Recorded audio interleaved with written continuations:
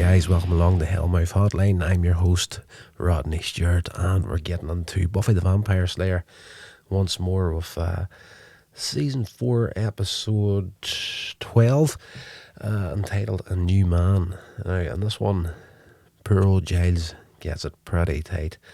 So it's Buffy's birthday in this episode, so we've got an opening with her and Riley. Of course, they both know who each other is at this point, and they're getting closer. There's a make-out session at the start of the episode, and Willow suddenly comes bursting into the room and tells them about a demon attack that's happening in the rec room, so they get their gear together, go down there to go after this demon, only to find that there's a surprise party for Buffy's 19th. So at the party, Buffy introduces Riley as her boyfriend to Giles, and Riley starts to ask Giles, what's he doing with his life now that he's out of a job since the school burned down. Then Buffy gets into talking to Giles about Professor Walsh and how she's the smartest person that she's ever met, and she explains that she wasn't invited to the party because she's got better things to do than hang out with a bunch of kids. So, typical teenage, completely out of touch stuff right here from Buffy and Riley towards Giles. He's feeling very put out in this episode. He's, fair questions from Riley and whatnot, but just is starting to reinforce what's actually going on in Giles' own head at this moment. He's directionless, doesn't know exactly what he's going to be doing with his life, and it's not helping that this Professor Walsh is taken over, and his mind is kind of taken over his spot and Buffy's attention. So he is not a happy camper at this point in the series. So we cut over to Spike. Of course, he's now able to hurt and kill demons, and he packs his things as he moves out of Xander's basement. So he's got a new lease of life, and he's off to do his own thing now. We cut back over to Riley. He's introducing Buffy to Professor Walsh as the Slayer, and Walsh says that they can learn from each other, and as an example of their impressive results, Riley has killed or captured 17 hostiles, and this is her trying to big up the initiative. And Buffy, she's kind of like, yeah, right. She then inquires about how many Buffy has slain. So of course, Buffy's got a massive kill count at this stage of the game, plus she's saved the world a couple of times. Giles then discovers a powerful demon, Barvain, I want to say, is about to rise, so he calls Buffy in her dorm, but Willow informs him that she is with Professor Walsh, again hitting that sore point with Giles. So walking through the campus, Buffy tries to be humble, but Riley is stunned by her history of slaying. Giles goes to Professor Walsh to talk about Buffy, and she says that the lack of a father figure in Buffy's life is a problem. This doesn't go down well with Giles either. In his mind, he has been a father figure to her, and it's just every turn in this episode for Giles, for the most part, is people just demeaning him completely. Willow and Xander go with Giles to a cemetery to find Barvain. Instead, they find the area clean, which Willow suggests is the work of the initiative. She and Xander go on about how far the operation is, and they notice that Giles never knew about the initiative, or that Riley or Walsh are a part of it. So not only does he feel useless now, he just feels like nobody's sharing any information with him anymore. Giles sends Willow and Xander away, offering to stay in the mausoleum just in case anything happens. And of course, he hangs about for a bit, but leaves because he's completely busted at this point. It's like mentally, he's dejected. As he's leaving, Ethan walks out of the shadows. Speaking of interesting things to come, what is Ethan's second name? Ethan Rain. Ethan Rain, as you know, previous installments of the series, he was a pain in the ass at one point. So he reappears in this episode, and he's talking about these things that are going to come, only to be caught when Giles re-enters the mausoleum. Giles prepares to beat Ethan, but Ethan hastily promises of information. So drinking at a bar to him, go for a few beers.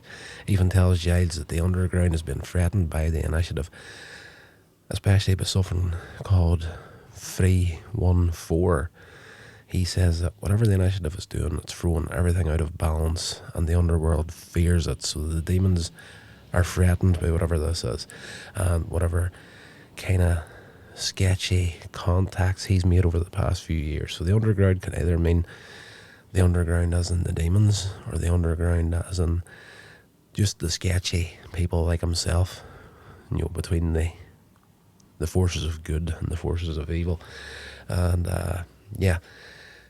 so Giles and Ethan get drunk, and Giles opens up about how left out he feels, and has annoyance that the initiative have the demons running scared when he had been fighting evil for 20 years and barely making a scratch in it in his mind. Ethan flirts and gives his number to the waitress that's serving them. Just been a real slime, as per usual. So we cut over to Willow. She meets Tara in the dorm room to practice magic. A simple exercise to float a rose goes wrong, causing the rose to fly wildly around the room. So horror power is kicking off in a big way. The next morning, Giles wakes up in his apartment and discovers he's been transformed into a horned creature. And this is where the comedy starts, and there's a few good moments from him in this episode. So he tries to make a call, but he breaks the telephone with the new strength that he has as this horned demon. He rips his shirt when he's trying to put it on. Like, he's huge now compared to what he was. He then breaks the door off the hinges as he's trying to leave. So there's a lot of slapstick moments with Giles as this creature in the episode. We cut over to breakfast with Buffy and Willow, and Willow tells Buffy that she was practicing magic alone, but she mentions that some magical force interfered with the spell she was attempting to cast. She then tells Buffy that Giles has been feeling left out of the loopy, as she would say, and Buffy realises that she never told Giles about Riley or the initiative. So the guilt trip is kicking off at this point for the Scooby gang, as far as Willow and Buffy goes. Of course, Giles is looking for help at this point. He goes to Xander's basement, tries to get him to help, but Xander wakes up, but he doesn't recognise and doesn't understand Giles. Giles is, in his mind, he's speaking English, but everybody else is hearing this weird sort of demon language, so there's a good bit of comedy involved in that. Xander starts to throw pots and pans at him, a real slapsticky comedy kind of way, and Giles runs away. So the gang find Giles' place destroyed, and they're worried that the same demon that went to Xander's was responsible for hurting or even killing Giles. So they reckon this demon needs to be killed at this point. So they head off to the cemetery, Giles is in the cemetery, and he runs into Spike, who is measuring a mausoleum for a new crypt, or a new home for himself. And he recognises Giles and identifies him as a feral demon, I want to say. Fyarl. Feral demon. Let's just go with that. Because he speaks the language, so Spike understands Giles. So they don't do it in the annoying sort of, they're both speaking this language and putting the subtitles on the screen. They're both speaking English at this point, but they make it clear that Spike is hearing this other language and Giles is speaking this other language, but for us, the viewer, we're hearing the English. So that's good. Spike agrees to help find Ethan and fix things for cash, and Spike tries to figure out how to drive Giles' car while telling Giles what he knows about these sorts of demons. Giles, he fights his urge to be violent, as the species is well known for, but upon spotting Professor Walsh, he asks Spike to stop the car. So Giles, at this point, probably the funniest part of the entire episode, he jumps out of the car and runs after her, screaming with his arms in the air, and it's the most comedic little run that he does too. That's absolutely hilarious. It's worth watching the episode. If you're not a fan of Buffy, it's worth watching the episode just for that moment alone. And he returns back to the car. Okay, that's alright, we can go now. So the gang find information on the demon in Giles' books and discover it can be only killed with a silver object. The initiative phones Riley and tells him a demon took Giles' car, and Buffy guesses someone performed dark magic to control this demon. So she takes a letter opener before leaving for the magic shop. I take it to be like a silver thing. It's the only thing here, silver. I'll go and kill him with that. Over at this bar, Spike gets information out of the waitress that Ethan flirted with and finds out where he's staying at. So he turns on the charm, or gets the information he needs. Breaking into the magic shop, Buffy finds a receipt for materials that Ethan had purchased. So while trying to escape the commando vehicles chasing after them, Giles jumps out of the car, leaving Spike on his own. The commandos continue in their pursuit with Spike, who, and in our comedy moment, he's like, I'm getting away from you, you're not going to catch me, sort of thing, then crashes the car. So Giles, now having worked out what's happened, he's like, Ethan is obviously behind this. He busts into Ethan's hotel room and attacks him. Buffy and Riley appear on the scene while this is going on, and while Riley takes care of Ethan, Buffy fights with the demon Giles. She stabs him with the letter opener, but then she looks at him and realises that it's Giles. It was his eyes that gave him away to her.